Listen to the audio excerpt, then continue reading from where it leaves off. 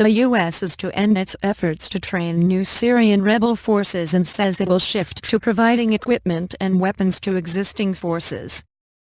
Its $500 million, £326 million program was heavily criticized after it emerged that U.S.-trained rebels had handed vehicles and ammunition over to extremists. It emerged last month that only 4 or 5 of the fighters were in Syria. The program had aimed to train and equip 5,400 fighters this year and a further 15,000 in 2016. The Pentagon says help will now be provided to a select group of vetted leaders and their units. Of the initial 2 groups sent into the country, the first was rounded up by Jabhat al-Nusra, an offshoot of al-Qaeda, in July.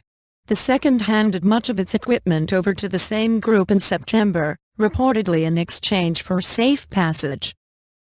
Quoting an anonymous U.S. Department of Defense source, The New York Times reported that the U.S. would no longer recruit Syrian rebels to go through its training programs in Jordan, Qatar, Saudi Arabia or the United Arab Emirates. Instead, it would establish a smaller training center in Turkey, where enablers, mostly leaders of opposition groups, would be taught operational maneuvers like how to call in airstrikes, the newspaper said.